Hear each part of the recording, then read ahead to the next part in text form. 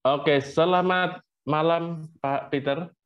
Selamat pagi nih ya, terang. Eh, tapi Mana nanti yang malam tayangnya ya? tayangnya malam. Jadi Oke, pura-puranya malam gitu. selamat pagi di recording dan selamat malam para pendengar. Malam. Seolah-olah kan live streaming kita ya, Oke, seolah-olah gitu. Sab, Iya. Oke, Pak Peter, gimana kabarnya hari Sabtu ini? Puji Tuhan sehat Pak Luis. Apa kabar Pak Eh, Luis? Sabtu-Sabtu masih Nah, bekerja semangat sekali ya? wah ini kita tuh apa ya namanya pantang lembur ya? Kok pantang lembur ya? Pantang libur ya? Pantang libur ya. Keren Pantang sekali ya libur ya. BTN. Oke, ya kita ketemu lagi bersama Pak Peter ya dan Mm-mm. kali ini kita mau bahas soal AI lagi ya Pak Peter ya. Karena AI ternyata kemarin masih kurang ya. Kita butuh lebih nih kayaknya nih tentang AI ya. Jadi dengar-dengar katanya Pak Peter juga kemarin bikin apa ya riset tentang ini Mm. apa sih sebutannya itu ya, kayak untuk medis gitu katanya. Oh Tapi pakai iya. AI ya. Itu kira-kira gimana tuh Nah, Pak Peter? Boleh jadi ceritain? gini, kemarin itu kita kebetulan waktu saya studi di Taiwan itu tergabung di yang namanya Biolab Design. Jadi dia profesinya juga desainer, cuman kita membuat desain Hmm. khusus untuk biomedis gitu ya. Nah, kebetulan yang saya pegang itu adalah topiknya tentang kaki. Tentang kaki. Tentang disease pada kaki atau foot problem. Oh, Nah, oke. lalu kita dipersempit lagi, akhirnya jadi kasus di cerebral palsy. Cerebral, Palsy. apa itu Pak? Cerebral Palsy itu palsy. kaki yang jalannya ke dalam atau dia berjalan jinjit. Oh, oke oke oke. Ya, pernah pernah tahu Pak Lucia? Pernah lihat. Ya. Nah, untuk yang begitu. Nah, Mm-mm. lalu kenapa AI digunakan di situ begitu? Pada intinya adalah membantu rehabilitasi supaya lebih terukur, lebih detail dan lebih valid. Gitu. Bukan Mm. berarti yang sekarang tidak valid, cuma sekarang valid, cuman lebih efisien menggunakan AI AI, karena oke. mengurangi kinerja manusia begitu. Nah, Oke contohnya, oke. contoh paling mudah ketika kita, clinical periksa kaki yang toe in itu, yang ke dalam itu, toe Mhm. in itu, dia ada yang manual gitu, dia berjalan di satu garis lurus gitu, ya, lalu mereka disuruh berjalan, lalu baru dihitung foot progression angle-nya gitu. Hmm. Dia berapa derajat masuk ke dalam atau berapa derajat dia keluar. Hmm. Kakinya. Nah, kalau satu pasien mungkin masih oke Pak Luis untuk Ya. manual, tapi kalau satu hari itu 100 atau 50 orang mungkin Waduh, tekor ya Pak ya. ya dengan kemampuan tubuh manusia tak rasa akan sulit. Hmm. Nah, basisnya dari itu. Lalu kita mencoba menggunakan yang namanya footprint atau Footprint. jejak kaki gitu. Oke oke Ada oke. sensornya. Nah, kita pakai F-scan waktu itu. Sensor Hmm. untuk ditaruh di sepatu, alas sepatu gitu atau alas kaki Uh-huh. gitu, lalu orangnya berjalan, footprintnya itu akan terekam gitu. Baik kaki kiri atau Oh, dan kanan. Begitu. Jadi oke kita oke oke. menghitung dari sensor itu, lalu kita impor ke JPEG ya, karena bagi saya desain, saya nggak ngerti kalau itu diimpornya ke sinyal atau ke eh, apa namanya format yang lain, saya nggak bisa Hmm. kerjakan. Karena bagi saya Hmm. desain, jadi image inputnya harus gambar gitu.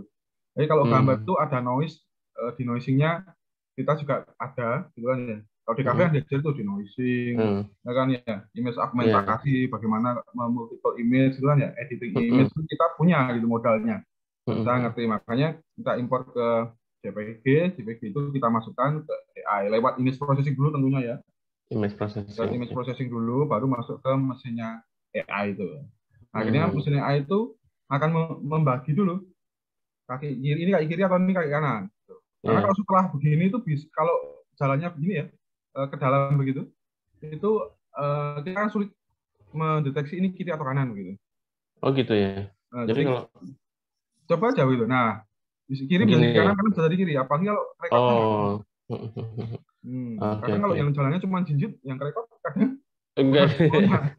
Cuman Ini kiri atau kelihatan kanan titik ya? aja. Gitu. Ini kiri atau kanan Eh, ya? Nah, yang pertama kita kerjakan adalah mendeteksi kaki kiri dan kanan dengan AI. AI, oke. Tentu kita butuh yang namanya expert di situ ya, yang Ya. supervise datanya gitu. Hmm. Nah, yang supervise datanya adalah dokter atau klinikal yang sudah pengalaman gitu ya. Hmm. Lalu mereka ambil sampelnya, mereka tata, kita following. Dia cek lagi. Oke. Oh ini kiri kanan, oke kita training gitu. Kita Hmm. training pakai AI, lalu kita masukkan uji coba, validasi, dan kita tes. Kalau ternyata oke, ada 90% akurasi. Ya Hmm. udah, maka AI itu berhasil membedakan kiri dan kanan. Gitu loh. Hmm. Jadi jangan dibayangkan kayak kiri dan kanan manusia normal ya. Kalau kaki Iya, kanan iya. itu mudah dengan mata aja nggak perlu AI. Mudah, betul. Cukup gitu. Nanti karena ada kebutuhan khusus maka itu kita Harus buat. di ini dulu. Itu Dibedakan itu dulu. tahap 1 ya Pak ya, berarti Hmm. mendeteksi kiri kanannya mana dulu nih Kiri gitu ya. kanannya akurat nggak? Setelah Hmm. akurat baru kiri dan kanan itu kita pakai object detection. Object detection. Yang namanya object detection.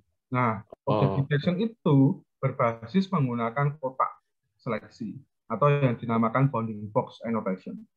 oke. Jadi kotak gitu, bounding box annotation. Jadi bentuknya kotak meski panjang. Kalau kita rectangle tools itu kalau di Photoshop itu Pak Luis, Hmm.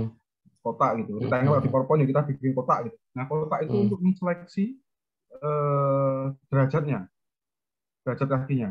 Jadi berarti Oke. kan titiknya diagonal ya, padahal kotak itu punya Ya. 4 titik. Nah, akhirnya kita training si angle-nya ini. Angle kan diagonal Angle. gini ya. Hmm. Diagonal dari titik. Jadi kalau Karena kaki kiri dari kanan atas ke kiri bawah, betul ya? ya, Balik. Kalau karena kaki ini ya. kanan berarti dari kiri atas ke kanan bawah, betul ya? Begini angle-nya ya. Betul. Kan dia kan berjalan begini, betul ya? Betul, ya. Nah, oleh karena itu deteksinya berbeda dari kotaknya. Kalau dari kotak itu kan dia punya 4 corner, Pak. Ya, Kiri ada 4 atas, kanan corner. atas, kiri bawah, kanan bawah. Betul. Nah, kalau kaki kiri berarti kan dari kanan atas ke kiri bawah. Miring ya, miring. Nah, kaki kiri, kanan kan beda lagi, kebalikannya kan. Ya, Maka kebalikan. deteksi kiri dan kanan itu sangat penting. Hmm. Kalau kita meleset, maka ya kaki kanan dihitung kaki kiri titiknya. Kan bisa salah toh, Oke. akhirnya nggak Ya, akurat. nggak Nah, akurat. awalnya kita menduga bahwa kaki kiri dan kanan itu nggak penting ya. Sama ternyata diagonalnya kan berbeda ya. Iya, apalagi kalau jalannya pakai tangan sekalian loh. Spiderman dong. Waduh, Spiderman. Nah, Oh, jadi jadi gini ya. begitu. Kiri dan kanan penting diseleksi Tapi dulu. kemiringannya juga kan bisa beda-beda tuh Pak kalau misalnya case-nya. Betul. Nah, berarti kalau miringnya kakinya keluar, maka akan kebalikannya lagi. Nah, kita bisa dulu toe in dan toe out. Ya. Oke. Nah, begitu. Nah, itu ada papernya Pak Luis sudah beberapa kami publish ya. Udah publish ya? Ya, itu ada 2 paper kira-kira yang mencakup 1 penelitian itu. Jadi bisa digabung di 1 paper terlalu banyak informasinya. Terlalu banyak informasi. Jadi deteksi Gitu ya. kiri kanan sendiri, deteksi foot progression angle-nya sendiri. Gitu. Ada step metode ininya apa namanya? Urutannya bagaimana kita harus deteksi. Nah, setelah kita dapat titiknya, maka titik yang di object detection itu kan masih dalam koordinat object detection. Kita mesti convert ke koordinat asli si kaki itu kan. Nah, itu juga pakai AI lagi. Jadi AI-nya itu banyak gitu Pak. Banyak ya? Banyak ya Pak ya? AI untuk ini bukan end-to-end. Gitu. Tapi kita terakhir kali kita coba end-to-end bisa nih. Yang awalnya kita di situ satu dulu selesai. Kita tahu semua cara kerjanya, kita bikin end-to-end sekali running kiri kanan, lalu deteksinya jadi semua. Oke, berarti udah dideteksi, terus berarti habis itu simulasi gitu Pak? Ya, di-convert dulu ke koordinat aslinya. Kan itu masih koordinat object detection kan. Kita convert dulu ke koordinat aslinya, baru kita hitung. Hitungnya gimana? Dari hitung akurasi si objek deteksinya. Gitu. Meleset berapa derajat hitungnya. Nah, itu kita bandingkan dengan yang namanya ground truth, yang aslinya. Yang aslinya. Oke, jadi yang ada kuncinya kan? Nah, kan kita sudah hitung manual nih. Sama gini. Nah, itu kita udah hitung manual, kita labeling, kita training angle-nya, kita deteksi sudutnya kiri dan kanannya tadi, di-convert ke koordinat aslinya, kita pakai arctangent untuk menghitung itu, untuk menghitung sudutnya. Setelah jadi, kita cocokkan sama yang dihitung sama ground truth-nya si orang ahli ini. Gitu. Okay. Jadi akurasinya ada dua, akurasi mesin sama akurasi pembandingnya sama ground truth ini yang aslinya. Gitu. Nah, setelah itu kalau itu sudah baik di atas 80% kira-kira ya, kita baru uji pakai testing gitu. Jadi data dari luar yang belum pernah dipelajari oleh si mesin ini kita masukkan. Gitu. Nah akhirnya tadi deh gitu. Ketika ini yang baru ini kita masukin, kita ujian berapa persen gitu kemampuan dia mendeteksi. Gitu. So, ternyata kemampuan mendeteksinya 90% atau 99%. Berarti loss-nya nggak overfitting. Ya berarti oke mestinya. Ini metode ini bisa kita pakai untuk membantu rehabilitasi. Nah kenapa itu jadi penting di rehabilitasi? Karena ketika kita salah menghitung angle-nya, maka rehabilitasinya jadi percuma. Atau bahkan dia membuat rasa sakit gitu untuk pasiennya. Padahal nggak perlu dilakukan itu sebenarnya. Sudah ada progres ini angle-nya. Gitu. Baik teman nggak kedetek karena perhitungan manual.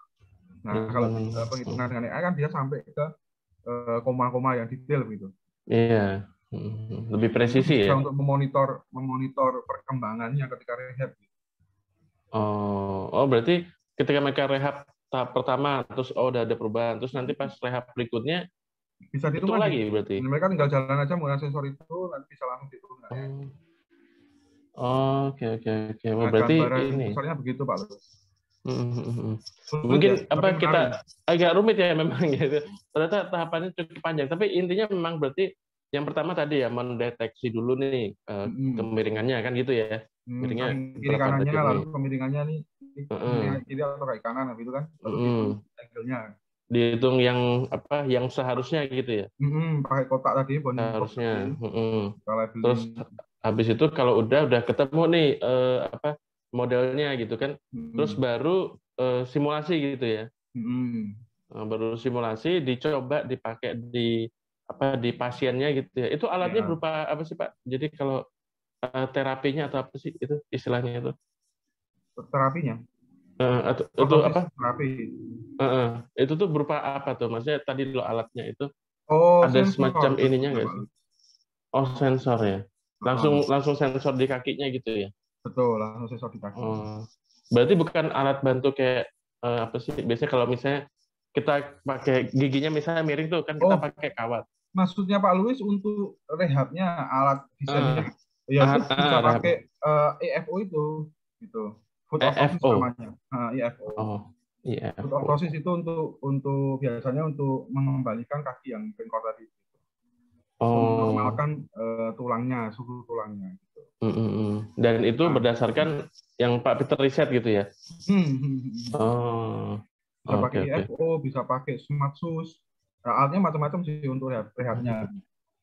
Nah, si auto detection foot progression angle-nya ini hanya untuk membantu melihat progres rehabilitasi supaya lebih akurat dan lebih cepat. Jadi dia tinggal berjalan, dia langsung menghitung sendiri dan keluar hasilnya. Ini toy in atau toy out, ini apa namanya toy walking atau scissor walking kayak gitu. Terus berapa derajat. Nah, baru nanti si clinical dia memutuskan sendiri kalau seperti ini saya harus ngapain ya. Lalu diuji coba, besoknya langsung ketika ada jadwal rehab lagi langsung dicek efektif enggak. Kalau efektif kan berarti ada hasil yang berubah. Nah, begitu. Oke. Wah ini berarti bermanfaat banget ya Pak Peter untuk apa mereka yang mungkin ada apa ya ada kendala di kakinya gitu ya. Dan ini udah publish ya untuk jurnalnya ya. Ya, udah publish. Luar biasa memang. A1 ya, A1. Dan itu udah diterapkan sekarang. Diterapkan ke klinik belum, Pak. Itu kan hanya prototipe. Kita prototipe ya. Nunggu investor lah kalau kita mau jadikan beneran ya. Karena itu kan hanya kita punya masalah di proses rehab, lalu kita coba selesaikan pakai AI. Oh ternyata ada model-model yang bagus untuk bisa mendeteksi itu dengan object detection gitu ya. Lalu kita deteksi dan ternyata lewat sekian banyak eksperimen kita temukan cara yang paling baik dan paling tinggi akurasinya. Gitu. Nah, sudah kita publishkan dulu gitu ya. Nanti kalau ada proyek lebih lanjut atau dana hibah lebih lanjut atau bahkan investor, ya kita bisa kerjakan sampai ke industri gitu. Oke, oke. Dan itu apa dipatenkan nggak Pak itu? Kalau kayak gitu tuh Harusnya ya, harusnya ya, harusnya harusnya iya. ya. Iya, karena kan apa itu eh, metode atau sih Ya modeling, cara kerja ya. cara kerja, iya. Dan itu memang sangat apa ya? Kalau berarti kalau sebelumnya ya, sebelum ada AI itu berarti benar-benar dia ngitung satu-satu gitu ya Pak ya? Iya, dia berjalan. Si pasien ini berjalan, lalu dokter Jalan terus dihitung, jalan dihitung gitu ya? jalan, lalu melalui footprint juga, melalui footprint juga. Dia Mm-mm. jalan, cuman ya footprintnya footprint beneran, Footprint, oh footprint footprint kaki beneran ya, beneran, gitu ya. jejak kaki beneran ya. Bisa kaki beneran, bukan pakai sensor. Gitu. Hmm. Nah, sekarang kita pakai sensor karena kan kalau sensor itu kita bisa tahu bagian kaki mana yang bertenaga lebih ketika dia menginjak tanah. Oh, itu Warnanya pasti ngefek ya Pak? gerak. Ada. Oh. Jadi sensor itu dia pasti kalau dari sensor kaki yang scanning lagi ya, Hmm? di scanning lagi kita bisa tahu mana region kaki mana dia first metatarsal, heels atau toe gitu ya, yang Hmm? mana yang paling eh, signifikan ketika berjalan. Gitu. Hmm. Nah itu kita langsung Yang bisa Pak. mendeteksi oh kaki ini punya masalah ya. Oh kita bisa deteksi ini flat foot atau enggak gitu, Hmm. atau akut atau banyak lah tipe Banyak sakit yang bisa. kaki. Gitu. Hmm. Hmm, hmm. Oh, oke, oke, oke. Jadi memang apa? Banyak yang bisa dideteksi dari sensornya itu ya, termasuk berarti orangnya tuh kita bisa tahu kaki mana yang dominan supaya nanti itu, tapi pengaruh nggak sih Pak? Misalnya nih, ini kan tadi kita sederhananya cuma satu kasus gitu ya. Tapi Hmm. kalau misalnya begini, tapi ternyata yang dominan kaki kiri gitu. Nah itu di modelnya nanti pengaruh juga. Ada, itu termasuk salah satu riset kami, Pak, untuk Hmm. menghitung dominan dan non dominan. Karena Oke. yang dominan itu pasti lebih banyak bekerja, yang kaki satunya kan dia tinggal swing aja kan ke depan. Tinggal begitu. Nah, itu kan otomatis si klinikal juga harus tahu mana yang dominan kan, sehingga rehabnya kaki dominan dan non dominan kan berbeda. Hmm. Begitu. Itu termasuk Beda ya. mendeteksi juga, kita deteksi juga kaki non Oh dominan dan berarti dominan. berarti Itu banyak banget deteksinya ya. kaki kiri dan kanan maksudnya Pak. Kaki kiri dan kanan. Nah, di waktu mendeteksi kaki kiri dan kanan, maka dominan Hmm. dan non dominan itu otomatis terdeteksi juga. Oh otomatis kedeteksi ya. Hmm. Oh, oke, oke, oke. Biasanya ada ini nggak sih Pak? Kayak biasanya orang kalau jalan kaki mana yang dominan gitu, ada nggak sih kecenderungan gitu? Ada, pasti ada. Itu bisa dites secara manual, Mostly kaki apa kanan ya biasanya? mostly dominan kaki kiri. Oh malah kaki kiri ya? Mostly dominan. Tapi Hmm, beda-beda sih. Itu kita nggak ya bisa bisa ya. ini ya. Tapi kalau Hmm, orang Indonesia, mostly yang saya tahu kaki kiri. kaki kiri ya. Coba aja Pantesan, kalau lompat tinggi tuh Pak Luis, lompat tinggi, kaki hah? terakhir yang nebak yang mana tuh? Kalau Ancang-ancangnya dari sebelah kiri atau kanan? ancang-ancangnya kiri sih, kaki Nah, kiri dulu. kiri berarti terakhir kaki kiri kan? Baru lompat dari Ah. kanannya kan? Kaki kiri yang jadi tumpuan. Oh, kalau Berarti kaki tumpuannya kanan. kaki kanan. Berarti Tumpuan kaki kaki kanan. kanan ya. Itu Oh, tumpuannya berarti kanan. aku dominannya kaki Itu kanan dominan. ya berarti. Ya, Oh, pantesan kalau ini sepatu ya. Biasanya yang kaki kanan lebih ini lebih duluan cepat tuh, lebih rusak. terkikis duluan. Ya. Oh gitu ya, karena itu ya. Ya, karena dia bekerja lebih Heeh. cepat. Betul. Itu bukan Jadi salah aku kalau sepatunya ya? Atau salah kakinya Pak Luis? salah kaki Pak berarti. Jadi kalau beli sepatu tuh cuma sepatu kanan, Pak. Kanan rusak duluan. Jadi yang kiri tuh awet ini alasnya, cuman lusuh Oh. aja gitu. Nah, yang kanan aja yang terkikis itu cepet. Karena Berarti kalau itu Pak ya. Luis ke toko sepatu, bilang aja, beli yang kanan 2, yang kanan kiri 1. Gitu. Iya. Lebih hemat ya, Pak kayaknya Lebih ya. hemat. Gitu. Jadi kalau kanan rusak, nggak apa-apa aja, Pak. Oh, oke, oke, oke. Gitu. Nah, terus apa dari yang Pak Peter riset itu kan udah keluar nih kayak modelnya. Hmm. Tapi masih ada yang harus dikembangin nggak sih kalau dari yang Oh, kemarin? pasti, Pak. Karena kan Mm-mm. teknologi itu berkembang sangat pesat ya. Mm-mm. Bahkan sekian berapa hari gitu sudah muncul model baru. Gitu. Dan dia Mm. mungkin jauh lebih cepat. Tidak Oh berat, gitu. nggak perlu makan banyak energi, lalu nggak perlu computation yang tinggi misalnya. Mm. Tentu banyak sekali peluang-peluang gitu. Oh, dia nggak perlu transfer ke image misalnya. Dia dari Langsung sensor itu ketemu. langsung dari komputer layarnya langsung dikonvert gitu. Bisa saja. Oh bisa aja ya. Bisa saja. Lalu bisa ditambahkan fitur-fitur tambahan. Dia bisa mendeteksi kerusakan kulit kaki atau apa. Contohnya, Pak. Jadi banyak banget yang bisa kembangin lagi ya. develop setelah itu ya. Banyak sekali yang bisa di develop setelah itu. Gitu. Dan teknologi juga berkembang kok. Teknologi komputer berkembang, teknologi AI berkembang. Nggak ada habisnya itu Pak Luis. Pasti ada ya, aja inovasi-inovasi. Kayak sekarang kan lagi ininya kan jam tangan tuh ya, jadi bisa deteksi dari jam tangan itu kan bisa deteksi kesehatan kita gitu kan, kayak tekanan darah, jantung, dari sensor juga. Padahal ya kalau zaman dulu kan mungkin harus suntik dulu ya. Kalau ini pakai jam tangan aja udah ketahuan gitu ya. Wah, kamu sampai dosa-dosanya aja ketahuan loh Pak ini. Kamu dosanya nih, harus pengakuan dosa kayak gitu. Langsung sangat banget. Dulu ngitung nadi cuma dipegang nadinya doang ya, butuh berapa lama enggak nih gitu. Sekarang lewat jam tangan langsung bisa gitu ya. Iya, lewat jam tangan langsung bisa gitu emang.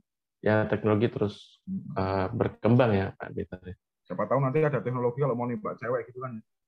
Oh, langsung ya. Langsung terdeteksi gitu. Tembak sekarang. Tembak. Inilah momen yang paling tepat. Tembak gitu ya. Langsung dikasih tahu. Mbak sudah nggak perlu metode pendekatan cewek gitu ya. Semua udah bisa sama AI gitu mungkin. Iya, sama AI semua ya. Oh ya, itu yang jam tangan berarti juga AI juga ya dia? Bisa. Basisnya dari ada sistem AI-nya. Ya kayak ada timbangan juga Pak, kita tahu kan timbangan, tapi dia juga bisa ngukur kadar lemak, terus habis itu usia sel gitu-gitu kan. Sekarang kan emang ngeri ya. Oke, Pak Peter, mungkin ada kalimat terakhir sebelum kita tutup? Kalimat terakhir apa ya? Apa pesan-pesan terakhir enggak juga ya? Pesan terakhir berarti saya bertemu aja. Nggak sekarang tak wasiat aku. Waduh, langsung wasiat. Ini mungkin apa ya, rangkuman dari ininya Pak Peter ya, risetnya. Secara umum aja Pak Luis ya. Secara umum aja, betul.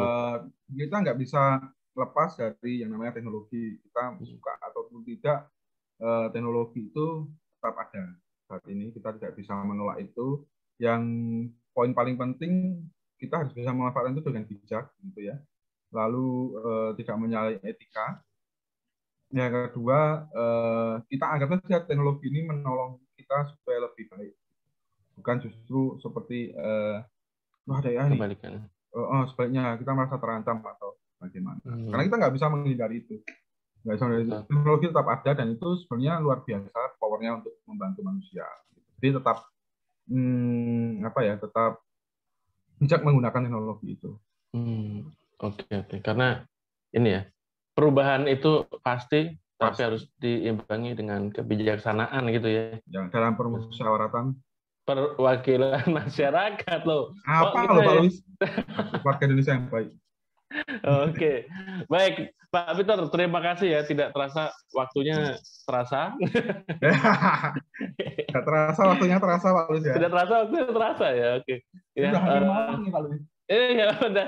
Ini selamat malam berarti. Selamat malam. Oke. Terima kasih Pak Peter atas sharingnya soal risetnya juga, dan ini juga Q1 ya kalau nggak salah ya. Q1 dan Q2 Pak.